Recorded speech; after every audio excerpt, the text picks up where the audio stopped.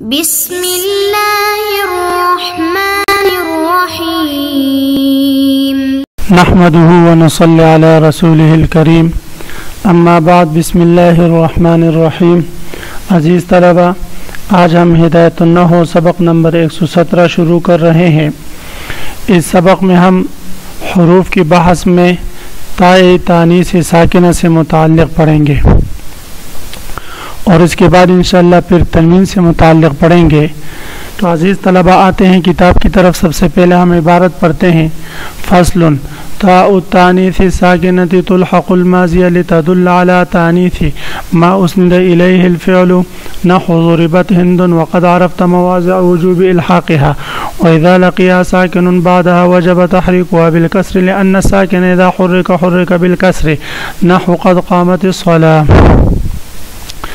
مصنف علیہ رحمہ فرما رہے یہ فصل ہے تائے تانیث ساکنہ کے بیان میں، یعنی وہ تائے تانیث جو ساکنہ ہو، متحرک نہ ہو۔ تائے تانیث سے جو ہے کبھی متحرکہ ہوتی ہے، کبھی ساکن ہوتی ہے، تو یہاں مراد تائے تانیث سے وہ تائے تانیث ہے جو ساکنہ ہو۔ فرماتے تلحق الماضیہ، یہ تائے تانیث ساکنہ ماضی کے آخر میں لاحق کی جاتی ہے، آخر میں لگائی جاتی ہے، لتدل علی تانیث ما اسند الیہ الفعل، تاکہ یہ تا دلالت کرے اس چیز کے مؤنث ہونے پر جس کی طرف فعل کی اسناد کی گئی ہے۔ جیسے ضربت ہند، ہندا کو مارا گیا، تو اب ہندا کی طرف ضربت کی اسناد کی گئی ہے، فعل کی اسناد کی گئی ہے، تو ہندا کے مؤنث ہونے پر تا جو ہے یہ علامت تانیث دلالت کر رہی ہے۔ وقد عرفت مواضع وجوب الحاقها، اب مصنف علیہ رحمہ اس عبارت میں بتا رہے ہیں کہ آپ تائے تانیث ساکنہ فعل کے آخر میں کب لاحق کریں گے اور کب نہیں، تو اس کی بحث آپ مرفوعات کی پہلی قسم فاعل میں بالاستحباب پڑھ چکے ہیں کہ فعل کے آخر میں کب لاحق کرنا واجب ہے اور کب واجب نہیں۔ وقد عرفت مواضع، اور تحقیق آپ وہ جگہ پہچان چکے، پڑھ چکے، وجوب الحاقها، یعنی اس کے ماضی کے آخر میں لاحق کرنے کی جو واجب جگہ ہیں، ضروری جگہ ہیں، وہ آپ فاعل کی بحث میں پڑھ چکے۔ وَإِذَا لَقِيَا سَاكِنٌ بَعْدَهَا وَجَبَ تَحْرِيكُهَا بِالْكَسْرِ، اب یہاں سے مصنف علیہ الرحمہ ایک ضابطے کی طرف اشارہ فرما رہے ہیں۔ وہ ضابطہ یہ ہے کہ جب دو ساکنین جمع ہو جاتے ہیں تو پہلے ساکن کو پھر جو ہے حرکت دی جاتی ہے، تو اگر اس تائے تانیث ساکنہ کے بعد کوئی دوسرا ساکن آ جائے، جیسے قد قامت اور الصلاۃ میں صاد بھی ساکن اور تا بھی ساکن، تو اس صورت میں فرماتے ہیں پھر اس کو تا کو ہم نے حرکت دینی ہوگی، اور حرکت جب ہم دیں گے تو کسر کی حرکت دیں گے، اس لیے کہ ضابطہ ہے کہ الساکن اذا حرک بالکسر، کہ ساکن کو جب حرکت دی جاتی ہے تو کسر کی حرکت دی جاتی ہے۔ تو یہی ضابطہ ذکر فرما رہے وَإِذَا لَقِيَهَا سَاكِنٌ بَعْدَهَا، اور جب اس کے بعد ساکن لاحق ہو جائے، یعنی تائے ساکنہ کے بعد کوئی اور ساکن آ جائے، وجب تحریکها بالکسر، تو پھر اس تائے تانیث ساکنہ کو حرکت دینا کسرہ کی ضروری ہے، لأن الساکن اذا حرک بالکسر، کسرہ کی حرکت دینا کیوں ضروری ہے؟ اس لیے کہ ساکن کو جب حرکت دی جاتی ہے تو کسرہ ہی کی حرکت دی جاتی ہے، جیسے قد قامت الصلاة، قد قامت الصلاة۔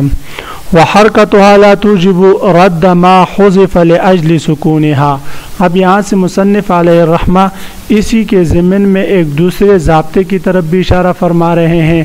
آپ صرف میں پڑھ چکے ہوں گے کہ التقاء ساکنین کی وجہ سے پہلے ایک ساکن کو حذف کر دیا جاتا ہے، کبھی کبھی حرف علت کو جو ہے نا کبھی کبھی کلام سے حذف کر دیا جاتا ہے التقاء ساکنین کی وجہ سے، لیکن جب اس ساکن پر حرکت دوبارہ آ جائے تو اس حرف علت محذوفہ کو واپس لانا پھر ضروری ہوتا ہے۔ تو یہاں پر رمت المرأۃ ہونا چاہیے، اصل میں رمت المرأۃ میں تائے ساکن کی وجہ سے میم کے بعد جو الف تھا اس کو حذف کیا گیا تھا، تو اس محذوف حرف علت کو جب اس کو تا کو ہم نے کسرہ دے دی، حرکت دے دی، تو آیا وہ محذوف حرف علت واپس لوٹ آئے گی۔ تو مصنف علیہ رحمہ بتا رہے ہیں ضابطے میں کہ چونکہ اس تا کی حرکت عارضی حرکت ہے اور یہ کوئی مستقل حرکت نہیں ہے، جس کی وجہ سے ہم محذوف حرف علت کو واپس لوٹا دیں، تو اس لیے محذوف حرف علت واپس نہیں آئے گی۔ وحرکت والا توجب، اور اس تا کی حرکت ثابت نہیں کرتا رد ما حذف، اس چیز کو، اس حرف علت کے لوٹانے کو جس کو حذف کیا گیا ہو، لاجل سکونہا، ساکن ہونے کی وجہ سے، یعنی تا کے ساکن ہونے کی وجہ سے جس حرف علت کو حذف کیا گیا ہو تو اس کے متحرک بننے سے وہ حرف علت واپس نہیں لوٹے گی۔ فلا یقال، بس یہ نہیں کہا جائے گا رمات المرأۃ، بلکہ حسب عادت رمات المرأۃ، حسب ضابطہ رمات المرأۃ ہی کہا جائے گا۔ کیوں؟ لأن حرکتها عارضیۃ واقعۃ، اس لیے کہ اس کی حرکت تو عارضی ہے، عارضی طور پر واقع ہوئی ہے، اصلی نہیں۔ اور یہ عارضی کیوں ہے؟ لدفع التقاء ساکنین، التقاء ساکنین کو دفع کرنے کے لیے کہ التقاء ساکنین درست نہیں ہوتا۔ وقولهم المرأتان رماتا ضعیف، پس عرب کا یہ قول المرأتان رماتا یہ ضعیف ہے، جنہوں نے تاکہ عارضی طور پر متحرک ہونے کی وجہ سے حرف علت رماتا میں واپس لائے ہیں، یہ ضعیف ہے۔ وَأَمَّا إِلْحَاقُ عَلَامَةِ التَّثْنِيَةِ وَجَمْعِ الْمُذَكَّرِ وَجَمْعِ الْمُؤَنَّثِ فَضَعِيفٌ۔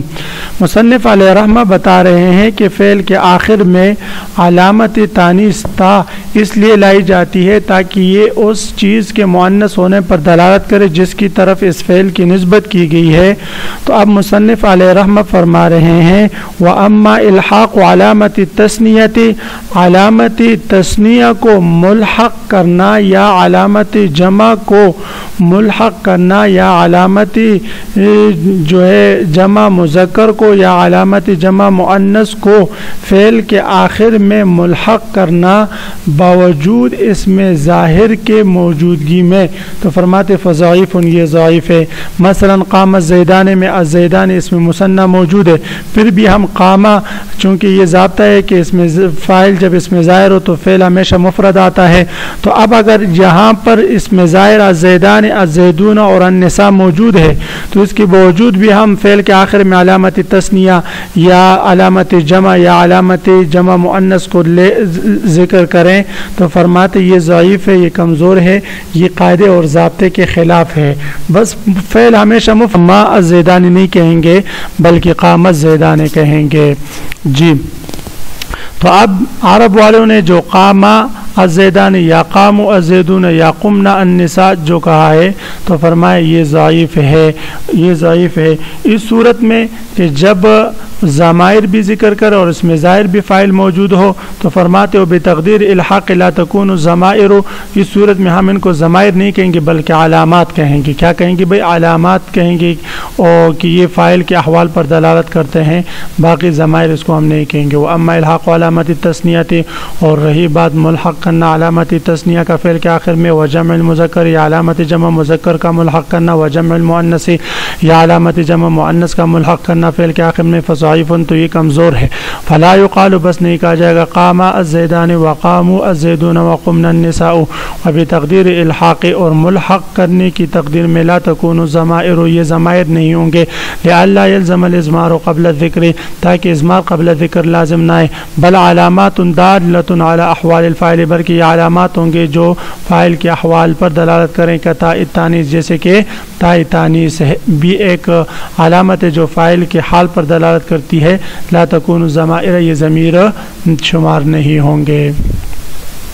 جی، فصل التنوین، یہ فصل ہے تنوین کے بیان میں۔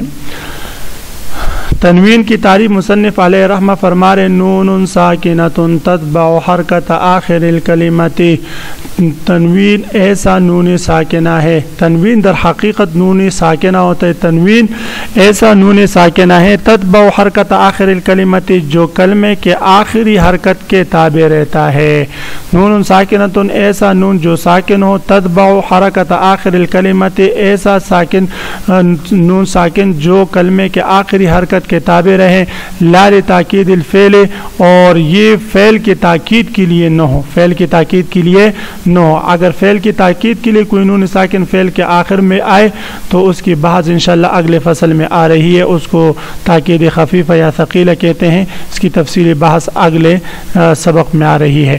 وَهِيَ خَمْسَةُ أَقْسَامٍ یہ جو نون ساکنہ ہے نون تنوین جس کو کہتے ہیں اس کی 5 قسمیں. الاول للتمکن پہلی قسم تنوین تمکن ہے. تمکن کا معنی ہے قرار دینا جگہ دینا.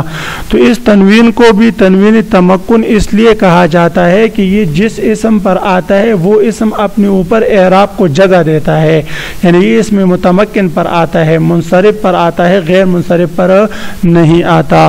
وهو ما يدل اور تنوین تمکن وہ تنوین ہے جو دلالت کرے علی ان الاسم متمکن فی مقتضى الاسمیت کہ یہ اسم متمکن ہے مضبوط ہے اسمیت کے مقتضا میں. اے انه منصرف یعنی یہ اسم منصرف ہے جیسے زید. والثانی للتنکیر دوسری قسم تنوین کی تنوین تنکیر ہے. تنوین تنکیر وهو ما يدل على ان الاسم نکرۃ وہ اس تنوین جو دلالت کرے کہ یہ اسم نکرہ ہے معرفہ نہیں. نحو صاحن جیسے کیا ہے بھائی صاحن. تو صاحن میں جو ہا پر تنوین ہے یہ تنوین تنکیر ہے. اس نے بتایا ہے کہ یہ تنکیر کے لیے ہے اور یہ کلمہ معرفہ نہیں بلکہ نکرہ ہے. اور اس کا معنی ہے اسکت سکوتا ما فی وقت ما کہ تو کسی بھی وقت خاموش ہو جا. اسکت فعل سکوت اور ضمیر اس کے اندر فاعل سکوتا مفعول مطلق ما زائدہ فی حرف جر وقت مجرور جار مجرور فی لغو متعلق با اسکت فعل جملہ انشائیہ امریہ ہوا. واما صح تو رہی بات صح کی یعنی تنوین کے بغیر اگر صح ہم پڑھے ہا کو ساکن کرے بالسکون سکون کے ساتھ ہو فمانا ہو تو اس صورت میں اس کا معنی ہوگا اسکت السکوت الان یعنی ابھی خاموش ہو جا زیادہ دیر نہ لگا. یعنی اس صورت میں یہ معرفہ کا معنی دے گا یعنی ابھی خاموش ہو جا. اور پہلی صورت میں صحن کسی بھی وقت خاموش ہو جا. والثالث للعوض تیسری قسم تنوین عوض ہے. وهو ما يكون عوضا عن المضاف الیہ تنوین عوض وہ تنوین ہوتا ہے جو مضاف الیہ کے عوض میں آئے کسی کلمے کے آخر میں. نحو حینئذ وساعتئذ ویومئذ جیسے حینئذ وساعتئذ ویومئذ ہے. اصل میں تھا حینئذ حینئذ کان کذا اور ساعتئذ کان کذا یومئذ کان کذا. تو اذ کان کذا جو اس کے بعد کان کذا جملہ مضاف الیہ تھا اس کو حذف کر دیا اور اس جملے کے عوض اس پر تنوین جاری کر دیا تو حینئذ بنا. اسی طرح ساعتئذ و یوم اذن بنا. تو یہ جو تنوین آیا ہے اس کو تنوین عوض کہتے ہیں اس لیے کہ یہ تنوین مضاف الیہ یعنی جملے کے عوض مضاف الیہ کے عوض میں آیا ہے. والرابع للمقابلۃ اور چوتھی قسم تنوین مقابلہ ہے. وهو تنوین الذی فی جمع مؤنث سالم تنوین مقابلہ اس تنوین کو کہتے ہیں جو جمع مؤنث سالم کے آخر میں آتا ہے نون جمع مذکر سالم کے مقابلے میں. وہ تنوین الذی فی جمع المؤنث سالم وہ تنوین ہے جو جمع مؤنث سالم کے آخر میں ہے جیسے مسلماتن. تو یہاں پر مسلماتن میں جو تا پر تنوین ہے اس کو تنوین مقابلہ کہتے ہیں. اس کو مقابلہ اس لیے کہتے ہیں کہ جمع مذکر سالم کو جو وہ نون ہے اس کے مقابلے میں یہ تنوین اس پر آتی ہے. وهذه الاربعۃ تختص بالاسم اور تنوین کی 4 قسمیں اسم کے ساتھ خاص رہتی ہیں یعنی یہ اسم پر آتی ہے فعل پر داخل نہیں ہوتی. والخامس للترنم تنوین کی 5ویں قسم تنوین ترنم ہے. وهو الذي يلحق آخر الابیات والمصارع تنوین ترنم وہ تنوین ہوتی ہے جو شعروں اور مصروں کے آخر میں لاحق ہوتی ہے آخر میں ذکر ہوتی ہے. کا قول شاعر جس طرح کے شاعر کا یہ قول ہے اقل اللوم عاذل والعتابا وقولی ان اصبت لقد اصابا. اقل اللوم سب سے پہلے ہم اس کی لغوی اور ترکیبی حیثیت سے بحث کرتے پھر اس کے بعد پھر محل استشہاد کی طرف آئیں گے.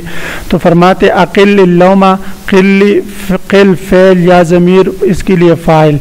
اللوم یہ مفعول به معطوف علیہ وہ حرف عطف العتابا یہ معطوف علیہ معطوف سے مل کر یہ مفعول به ہوا اقلی کے لیے. عازلہ اصل میں یا عازلۃ تھا تو یہ منادہ مرخم ہے برائے حرف ندا محذوف کیا. یا حرف ندا قائم مقام ادعو فعل اپنے فاعل اور سے مل کر یہ جملہ انشائیہ ندائیہ ہوا.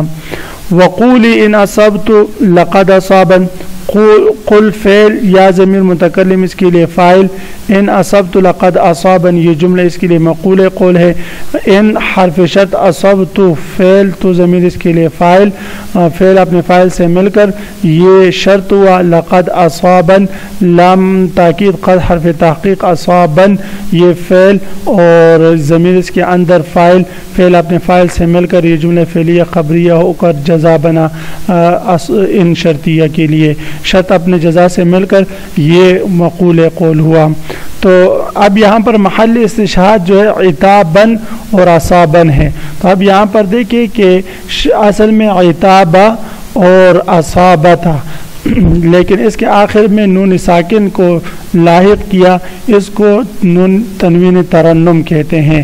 اقل اللہ معاذل والعتابا وقولی ان صبت لقد اصابا، شاعر کہتے ہیں اے ملامت کرنے والی اپنی ملامتی اور ڈانٹ ڈپن کو کم کر دے، وقولی ان صبت لقد اصابا، اگر میں نے سچ کہا ہو، اچھا کہا ہو تو اس اچھے کہنے کو اصابا کہہ دے کہ اس نے اچھا کہا ہے۔